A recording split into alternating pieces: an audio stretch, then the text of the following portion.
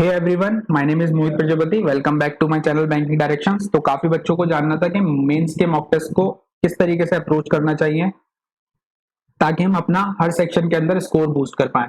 तो दोस्तों, इस पूरी कंप्लीट वीडियो के अंदर मैं आपको बताने वाला हूं कि आपको मेंस का मॉक टेस्ट किस तरीके से लगाना चाहिए ताकि हम किसी सेक्शन के अंदर फंसे नहीं और धीरे धीरे हम अपने हर सेक्शन के अंदर स्कोर को बूस्ट कर सके।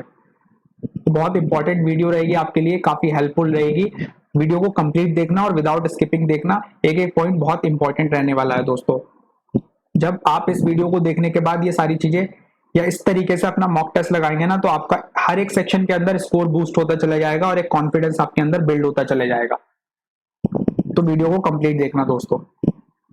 एंड जो भी स्टूडेंट्स मुझसे पूछते हैं कि सर कौन सा मॉक टेस्ट परचेज करना चाहिए, कौन सा मॉक टेस्ट बेस्ट है, तो दोस्तों आप परचेज कर सकते हैं गाइडली का प्लेटिनम पैकेज, जो कि बहुत यूजफुल रहेगा आपके लिए। जब आप ये मॉक टेस्ट यूज करेंगे तो आपको अपने अंदर एक अलग ही इंप्रूवमेंट देखने को मिलेगी, क्योंकि दोस्तों मैंने भी यूज करके अपने अरिथमेटिक लेवल डीआई को बहुत स्ट्रॉन्ग किया है, न्यू पैटर्न पजल को यहाँ से बहुत स्ट्रॉन्ग किया है। काफी अच्छा कंटेंट रहता है, तो आप परचेज करिए।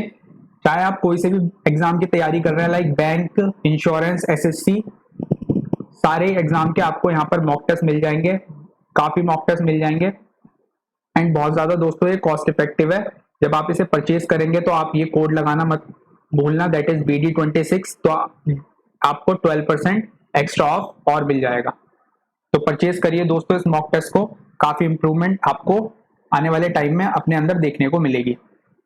तो चलिए दोस्तों अपनी वीडियो स्टार्ट करते हैं। देखिए, सबसे पहले हम बात करेंगे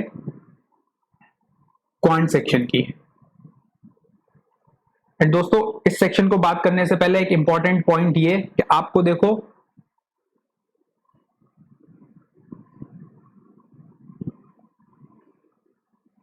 स्पीड के बारे में भूल जाइए आप, फॉरगेट अबाउट स्पीड। ये स्पीड जो थी ना, ये सिर्फ वैलिड थी प्रीलिम्स तक के लिए, सिर्फ प्रीलिम्स तक के लिए ये वैलिड थी। अब स्पीड के चक्कर में बिल्कुल मत रहिएगा, जितना टाइम मिलता है उतना हमें यूटिलाइज करना है अच्छे से। अब देखिए, क्वांट के सेक्शन जैसे ही ओपन होता है, यहां पर मैं 3 सेक्शन के बारे में बताऊंगा, क्वांट, इंग्लिश और रीजनिंग। अब देखिए, जैसे ही क्वांट सेक्शन क्या होता है, ओपन होता है आपका, तो आपको क्या करना चाहिए। क्वांट सेक्शन को ओपन होते ही हमें सबसे पहले ढूंढना चाहिए ऐसे क्वेश्चंस जो हमारे लिए सिर्फ दिए गए हैं कि आप इन क्वेश्चंस को खा जाओ। खाने का मतलब है हर बच्चे के लिए वो क्वेश्चन दिए हुए हैं कि हर बच्चा इन क्वेश्चंस को अटेम्प्ट करेगा। ऐसे क्वेश्चन को सर्च करो। अब ये क्वेश्चन कौन से होते हैं दोस्तों, क्लर्क लेवल के अंदर ये क्वेश्चंस होते हैं नंबर सीरीज, मिसलिनियस क्वेश्चंस रहते हैं, लाइक सिंप्लीफिकेशन,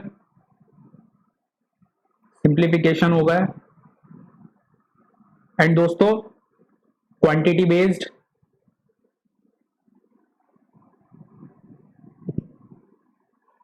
इस टाइप के क्वेश्चन आपके लिए रहते हैं। तो ये आपको मिलेंगे लगभग 10 क्वेश्चन। ऐसे क्वेश्चंस, यानी इन सारे टॉपिक से आपको कितने क्वेश्चंस मिलेंगे दोस्तों, लगभग 10 क्वेश्चंस आपको देखने को मिलेंगे जरूर, एग्जाम के अंदर भी और मॉक टेस्ट के अंदर भी।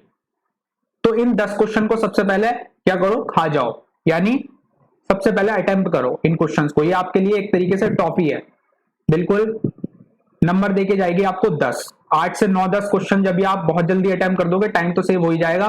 तो आपको क्या करना है, सबसे पहले इन सारे क्वेश्चंस को सर्च करना है। अब इन सारे क्वेश्चंस को लगाने के बाद हर बच्चे को क्या करना है, फिर आप आ जाइए अपने स्ट्रॉन्ग टॉपिक्स पर। फिर आपको आना है अपने स्ट्रॉन्ग टॉपिक्स पर। जब आप अपने स्ट्रॉन्ग टॉपिक्स पर आएंगे तो अब आपको देखना है दोस्तों कि आपका स्ट्रॉन्ग टॉपिक क्या है। क्या आप डीआई पहले लगाना चाहते हैं या अरिथमेटिक पहले लगाने चाहते हैं, तो आपको ये चीज देखनी पड़ेगी। अब देखिए, अरिथमेटिक तो शायद ही कोई बच्चा लगाएगा, और मैं रिकमेंड करूंगा कि अरिथमेटिक मत लगाओ, पहले सबसे पहले डीआई पे आ जाओ। अब डीआई के अंदर देखो किस तरीके से डीआई आती है। डीआई में हमने क्या करना होता है, सिलेक्शन, सिलेक्शन करना होता है डीआई का। देखो डीआई जो आएगी ना, एक बहुत ज्यादा टफ लेवल की भी आएगी, एक टफ होगी, एक बहुत ज्यादा मॉडरेट होगी, और एक बहुत इजी ही लेवल की डीआई होगी। ये तीनों पैटर्न पर आपकी डीआई बेस्ड होंगी, एक टफ, एक मॉडरेट, एक इजी। सबसे पहले आपको क्या करना है, ये डीआई ढूंढनी है, उसके बाद ढूंढनी है ये डीआई। इस तरीके से आपको ये दोनों डीआई अटेम्प्ट करनी है, और ये अटेम्प्ट होती है ठीक है, वरना इसको आप स्किप ही कर दें तो ही अच्छा है, क्योंकि ये डीआई सिर्फ होती है फंसाने के लिए। ये डीआई आपको क्या करेगी, फंसाएगी। आपको सिर्फ यही दोनों डीआई, एक इजी और एक मॉडरेट लेवल की डीआई जब अटेम्प्ट कर देंगे, यानी इतनी चीजें अटेम्प्ट करने के बाद आपके पास ज्यादा टाइम नहीं बचेगा दोस्तों। मुश्किल से जिस बच्चे की स्पीड थोड़ी सही होगी कैलकुलेशन करने की, तो उसको क्या होगा, टाइम बच जाएगा उसका, वरना आपके पास ज्यादा टाइम नहीं बचेगा। और इन दोनों डीआई की, इस लेवल की डीआई को अटेम्प्ट करने के बाद आपको टफ लेवल की डीआई छोड़ के मेरे हिसाब से आना चाहिए अरिथमेटिक पर। अब जब अरिथमेटिक पर मूव कर जाएंगे ना, तो आपको इस डीआई को करने की जरूरत नहीं पड़ेगी, और अरिथमेटिक के आप क्या कर सकते हैं, 2 से 3 क्वेश्चन अटेम्प्ट कर सकते हैं उस टाइम के दौरान। तो आसानी से आप जब पॉइंट को इस तरीके से दोस्तों लगाएंगे ना, तो देखना आपका बहुत ज्यादा स्कोर बूस्ट हो जाएगा पॉइंट के अंदर। मोस्टली बहुत सारे बच्चों को पॉइंट के अंदर प्रॉब्लम यही रहती है कि वो बहुत गलत तरीके से अटेम्प्ट करते हैं उस सेक्शन को। तो सेक्शन का अटेम्प्ट करने का तरीका सबसे बेस्ट यही है दोस्तों। सबसे पहले आपको क्या करना है, सर्च करना है। ये सारे टॉपिक सिर्फ 10 क्वेश्चंस यहाँ पे जरूर इसके मिलेंगे, क्लर्क लेवल में तो दोस्तों जरूर मिलेंगे। एंड उसके बाद आपको आना है डीआई पर, डीआई पर जंप करना है, डीआई का सिलेक्शन करना है, टफ का और मॉडरेट का एंड इजी का। सबसे पहले इजी लगाओ, फिर मॉडरेट लगाओ, और टफ को तो छोड़ दो।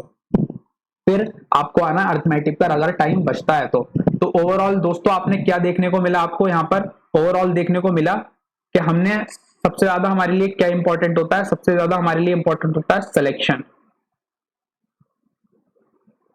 सिलेक्शन हमें करना है अपने मेंस के मॉक टेस्ट को लगाते टाइम। तो selection is very important in mains mock test. अब कोई भी दोस्तों क्वेश्चन है जो मान लीजिए एक डीआई है, इजी लेवल की या मॉडरेट लेवल की डीआई है, वो आपको समझ आ गई और आपको लग रहा है कि मैं उसे कर दूंगा बट टाइम लगेगा, तो आपको टाइम के ऊपर कभी भी ऐसा नहीं लेना है कि टाइम लगेगा तो मैं नहीं करूंगा। आपको 10 मिनट लगे, 12 मिनट लगे, 15 मिनट लगे, टाइम दो। अगर टाइम है आपके पास तो बिल्कुल दो उसे, और उसको बिल्कुल अटेम्प्ट करके आओ। यही चीज होती है दोस्तों, यहाँ पर एक्यूरेसी मैटर करेगी, आपकी नंबर ऑफ अटेम्प्ट्स कुछ नहीं मैटर करेंगे, क्योंकि मेंस का पेपर जिसके लिए हार्ड होगा वो सभी के लिए होगा, सिर्फ आपके लिए नहीं होगा। तो इस तरीके से दोस्तों हमने पॉइंट सेक्शन को अटेम्प्ट करना था। अब दोस्तों बात करते हैं नेक्स्ट रीजनिंग सेक्शन की।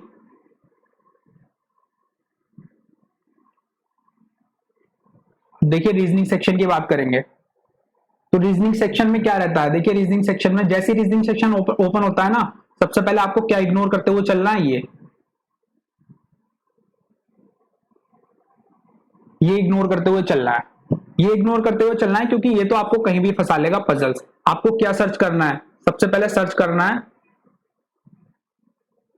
Miscellaneous questions.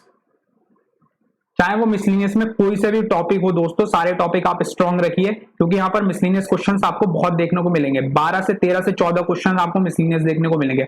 अब देखिए चाहे वो कुछ भी हो, चाहे डेटा सफिशिएंसी हो, अगर आपको ये मिलती है तो बिल्कुल आप इसको अटेम्प्ट करिए। या कोई भी आपको ऑर्डर रैंकिंग या कोडेड डायरेक्शन मिलता है,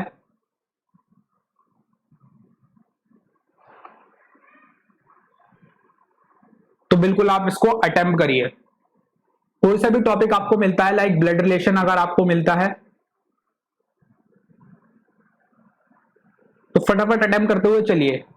सारे क्वेश्चन मिसलिनियस अटेम्प्ट करने के बाद आपको आना है पजल पर, फिर आपको आना है देखिए पजल पर। आपके जब 12 से 13 क्वेश्चन अटेम्प्ट हो जाएंगे ना दोस्तों, आपके अंदर बहुत ज्यादा कॉन्फिडेंस आ जाएगा। तो हमेशा ध्यान रखना, बिल्कुल भी पजल को अटेम्प्ट मत करना, पहले पजल को तो फटाफट इग्नोर कर देना, ठीक है। एक बच्चों का रहता है कि इनपुट आउटपुट भी बच्चे बहुत ज्यादा छोड़ के चलते हैं, इनपुट आउटपुट जो कि मिलना ही मिलना है। तो इनपुट आउटपुट भी देखिए आपको हर पेपर में मिलेगा ही मिलेगा मींस के, बहुत इंपॉर्टेंट टॉपिक है। आप देखिए इस टॉपिक को बहुत सारे बच्चे प्रैक्टिस नहीं करते हैं ज्यादा, अगर आप प्रैक्टिस करके चलेंगे तो ये आपका बहुत स्ट्रांग बन जाएगा, और ये आपको 4 से 5 नंबर बहुत आसानी से 4 से 5 मिनट में दिला देगा। बहुत स्ट्रांग कर लीजिए इसको डेली में एक अगर आपको इनपुट आउटपुट अगर प्रैक्टिस करेंगे ना आप, तो मेंस के टाइम पर आपका ये इनपुट आउटपुट बहुत स्ट्रांग हो जाएगा। तो अगर इनपुट आउटपुट भी देखिए पेपर में आता है तो इन मिसलिनियस क्वेश्चन को अटेम्प्ट करिए और फिर आ जाइए इनपुट आउटपुट पर। इनपुट आउटपुट पर अगर आपको 1 से 2 मिनट देना चाहिए, कितना, 1 से 2 मिनट आप दीजिए। अगर आपको इसका पैटर्न समझ में आता है देन प्रोसीड करिए, वरना इसको स्किप करके सीधा पजल पर मूव कर जाइए। फिर पजल पर मूव करना है। अब देखो दोस्तों, पजल को अटेम्प्ट करते टाइम आपको बहुत ज्यादा ध्यान रखना है। क्या ध्यान रखना है? ध्यान रखना है ये सिलेक्शन, यही इंपॉर्टेंट चीज है। क्योंकि जो बच्चा किसी भी पजल को लेकर बनाने बैठ जाएगा ना, वो बच्चा हमेशा फंसेगा। सिलेक्शन करना है आपको, किस तरीके से करना है? स्ट्रॉन्ग बेसिस पर, कि आप किस पजल के अंदर कितने स्ट्रॉन्ग है, स्ट्रॉन्ग बेसिस पर आपको क्या करना है? सिलेक्शन करना है।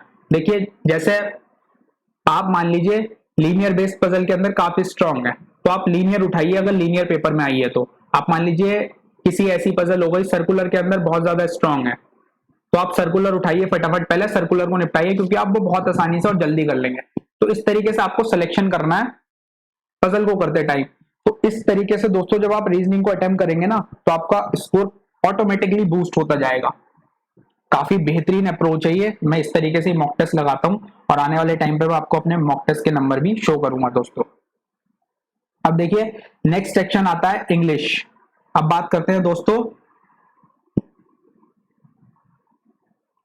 इंग्लिश सेक्शन की। अब ये सेक्शन देखिए, एक तो इस सेक्शन के अंदर काफी बच्चों को कॉन्फिडेंस नहीं आता है। कॉन्फिडेंस इसलिए नहीं आता है क्योंकि उनकी कॉम्प्रिहेंड एबिलिटी अच्छी नहीं होती है।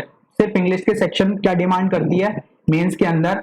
देखो मेंस के अंदर इंग्लिश सेक्शन डिमांड करती है कॉम्प्रिहेंड एबिलिटी।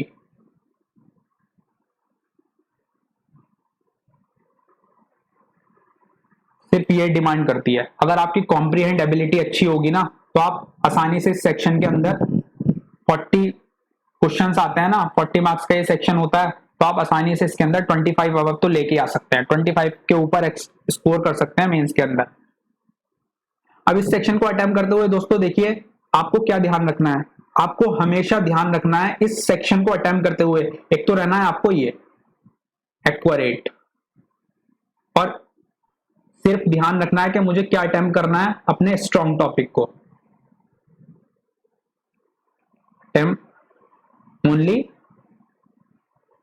Strong topic.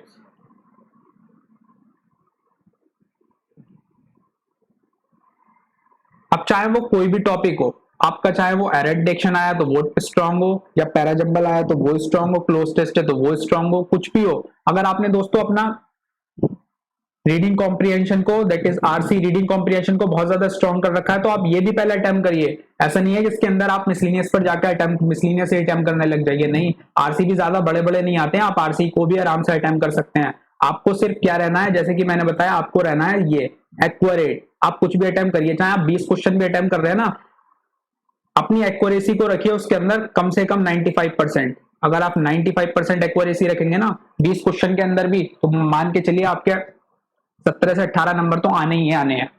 तो इस तरीके से हमें इंग्लिश सेक्शन को दोस्तों अप्रोच करना होता है। इंग्लिश सेक्शन के अंदर कुछ ज्यादा भारी नहीं होता है, क्योंकि आप वही कर पाएंगे जिसकी आपने प्रैक्टिस ज्यादा करी होगी। तो बेटर है आप वही चीज पकड़े जिसकी आपने प्रैक्टिस ज्यादा करी हो।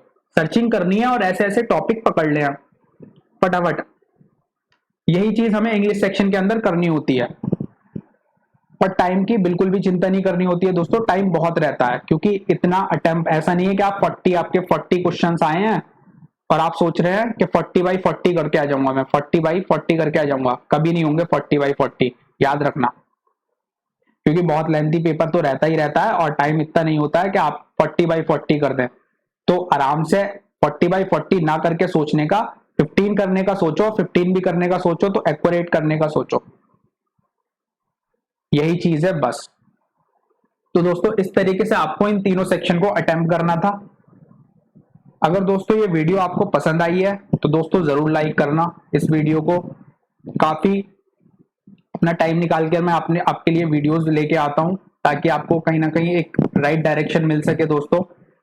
तो सिर्फ मैं आपसे यही कहूंगा कि इस वीडियो को क्या करना, जस्ट इस वीडियो को लाइक करिए and share this video with other students. जो भी आपके दोस्त हैं जो बैंकिंग की तैयारी कर रहे हैं, उनके साथ इस वीडियो को जरूर शेयर करिए दोस्तों। Thank you so much.